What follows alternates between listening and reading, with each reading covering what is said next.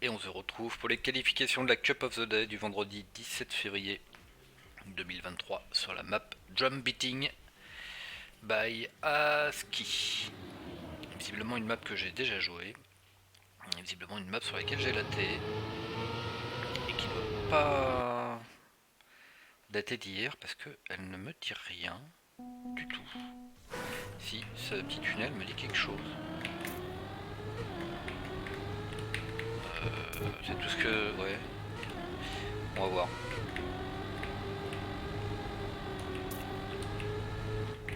Ok. Ouais, ça me parle un petit peu.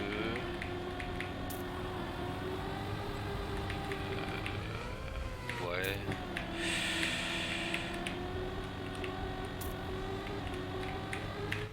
Ouais, ça me parle un petit peu. C'était pas si longtemps que ça.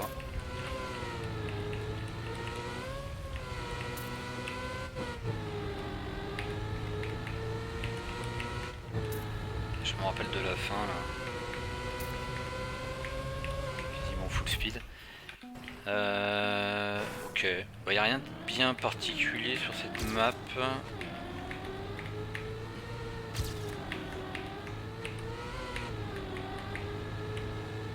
C'est ce passage là peut-être qui est le plus compliqué. Mais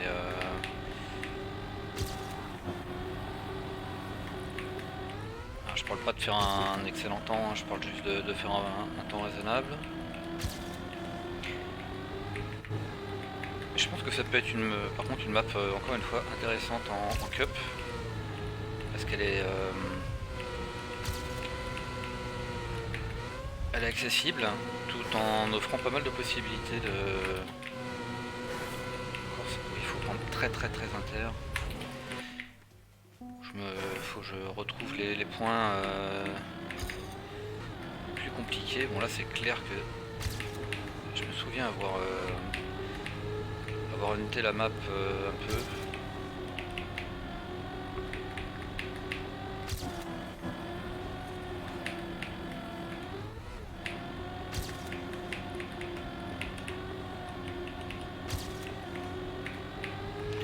Mais je me souviens pas de la bonne trage. Et comme j'ai pas mon ghost évidemment, tout ça serait vraiment abusé quoi. Si j'avais accès à mon ghost, ça serait vraiment abusé.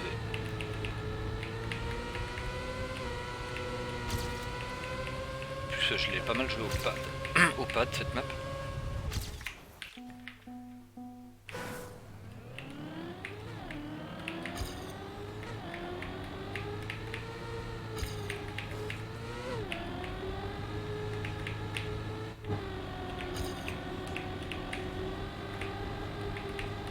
Ah, je me rappelais pas qu'il y avait une pierre à l'intérieur.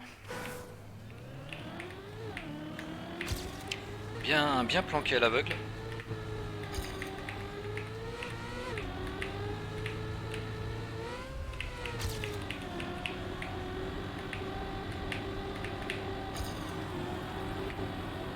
Ici on peut s'envoler. Hein.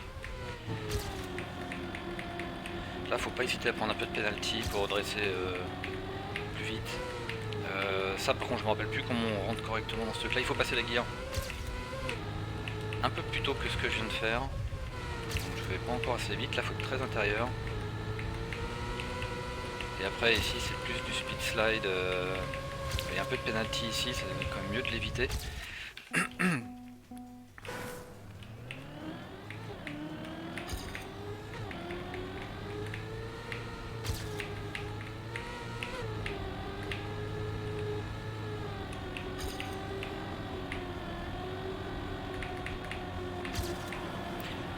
Là il y a l'option très intérieur mais peu de vitesse. Je prends énormément. Faut pas perdre la guerre. Là il y a vraiment une façon un peu meilleure que ça de rentrer dans ce truc. J'ai essayé d'écouter ma guerre.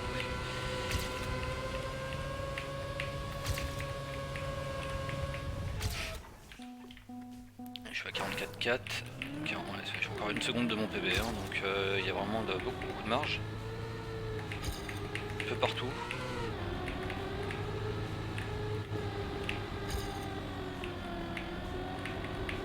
Attention à la pierre.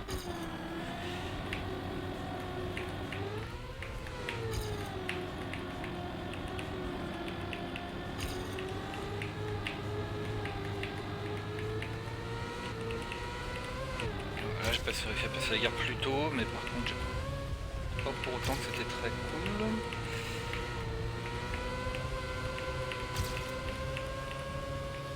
Un petit peu moins de penalty ici. Point 6, ouais, ça suffit déjà pour la T. La T est facile.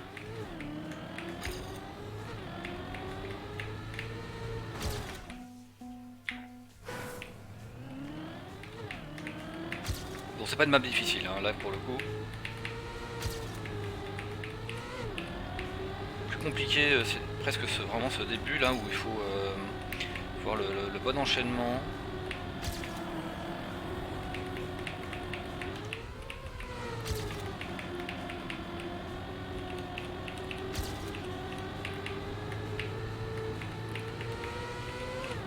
Voilà, j'ai passé l'écart très tôt, presque trop tôt. Je suis toujours embêté. Ah, raté. J'ai peut-être un peu plus de speed que tout à l'heure et je me suis fait avoir. Je ne sais toujours pas. Anticiper le moment où je vais m'envoler avec dans Trackmania. Ça restera à jamais un mystère pour moi.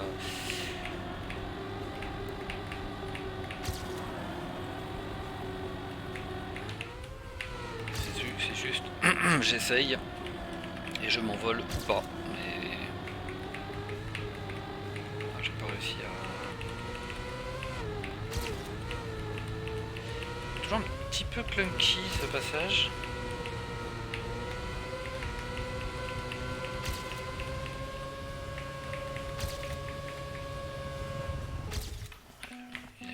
Qui c'est qui est dehors? Je connais pas.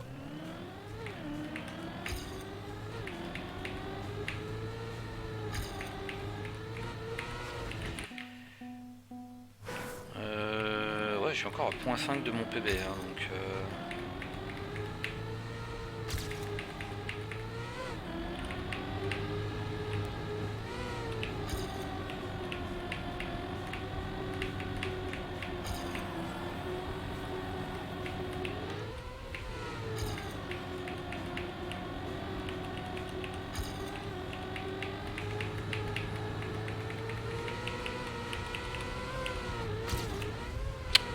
je sais pas où est-ce qu'il faut passer pour pas que ça se passe. Peut-être regarder le GPS vite fait.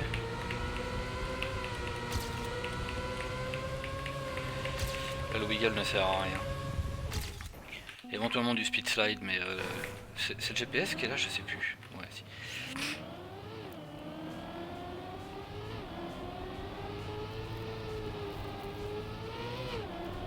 Là, j'ai l'air d'avoir un bon temps, mais en fait c'est pas le cas. Hein. Je suis même pas. Enfin, je suis encore dans le top 200, mais je vais pas y rester. Il reste 6 minutes. Hein.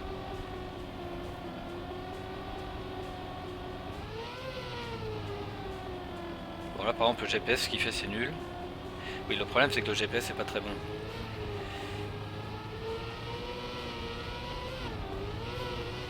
Ouais, ok. Bon, il n'y a pas grand chose à voir.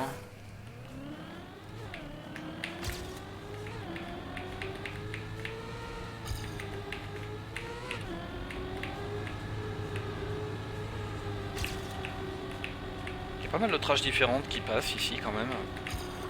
Mais après, ça se joue beaucoup sur l'exit speed. Donc là, je prends du airtime, mais par contre, je me place correctement pour ce zigzag là. J'étais trop à gauche. Ça, c'est pas mieux. Si, j'ai un petit peu plus de speed, mais trop de airtime.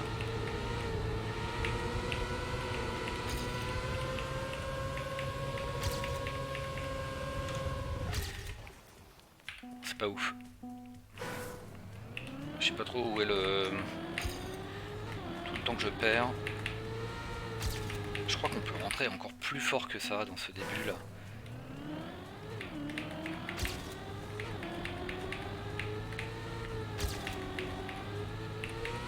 J'ai fait un micro release, je pense que c'est pas une bonne idée. Parce que là on s'envole, mais au final est-ce que c'est vraiment très grave? Voilà, ça c'est le truc typique qui peut arriver.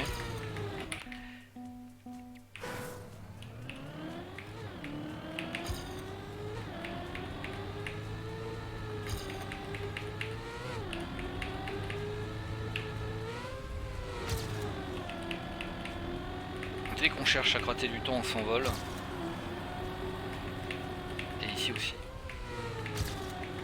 Alors, je bouffe un peu trop d'herbe, je pense, ouais. Clairement.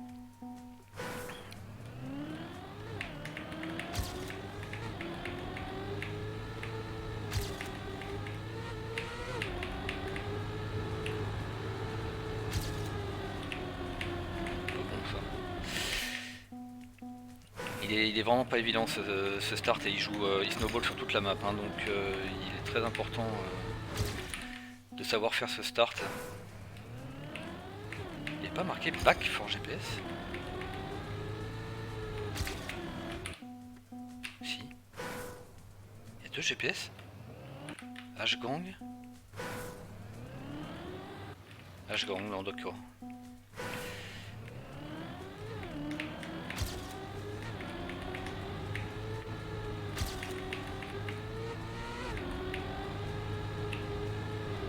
Voilà, ça passe aussi.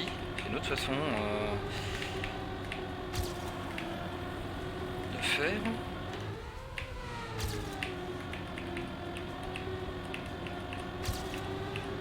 Je sais plus c'est quoi la règle au niveau de la traction de la voiture à Trackmania. Il y a un truc tordu, genre les roues gauches qui tractent mieux que les roues droites ou... J'ai oublié. J'ai oublié qui avait fait ce test. C'était assez intéressant. Il avait fait une map spéciale en fait où on roule tout droit, mais il y avait deux surfaces différentes entre les. Vous pouvez mettre en gros les roues gauches sur une surface et les roues droites sur une autre surface, mais en roulant tout droit, ou l'inverse, et ça faisait pas la même chose. On avait vu ça dans une des premières campagnes de Trackmania où il y avait un des WR qui gagnait du temps parce qu'il arrivait à poser sa roue gauche, arrière gauche, je crois, sur un truc, après avoir fait un petit saut sur un rebord de route là, et ça lui faisait pas perdre de temps, alors que normalement ce truc fait perdre du temps. Mais comme c'était la roue du bon côté entre guillemets, la roue qui avait moins de traction, bah ça lui faisait pas perdre de temps. Je crois que c'est une histoire un peu comme ça. Sinon ça marche dans les deux sens, il y a plus de traction, mais aussi si cette roue qui a plus de traction qui se retrouve sur de la penalty grasse, elle freine plus.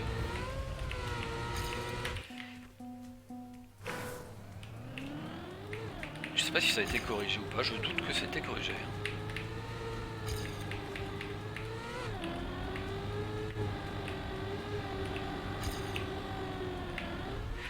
Donc ça c'est le truc à pas faire, mais qui va inévitablement arriver en round.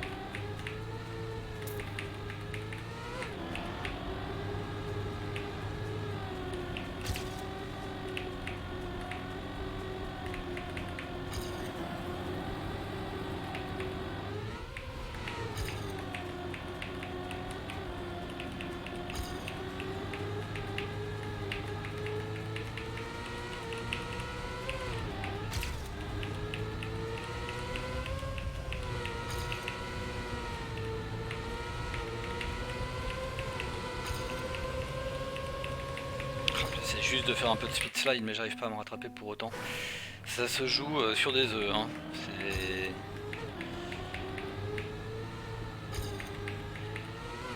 Ça va être une cup close. Mais bon, moi je trouve que c'est plus intéressant d'avoir une cup où les joueurs sont proches les uns des autres plutôt qu'une cup comme celle d'hier que je n'ai pas joué, mais j'ai regardé la Div 1 en stream. J'ai vu que c'était assez marrant d'ailleurs. Le top 10 en Div 1, aucun joueur connu. Des illustres inconnus qui ne sont absolument pas inconnus, c'est des gens qui ne font que des maps glace, qui en plus devaient connaître la map parce que la map est vachement vieille, qui se sont retrouvés projetés là, dans les 10 premiers de la Div 1. Quoi, bon.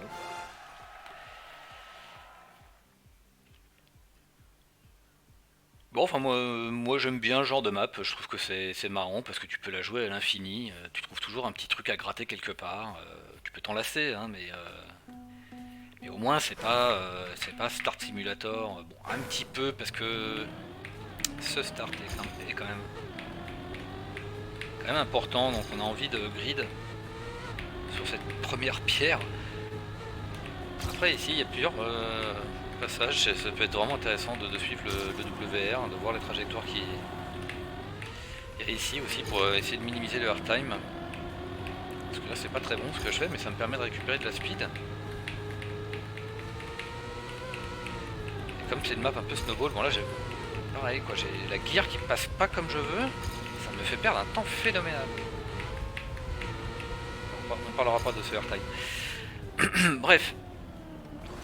Une bonne map de Cup of the Day, moi je trouve. Et on verra pour la prochaine.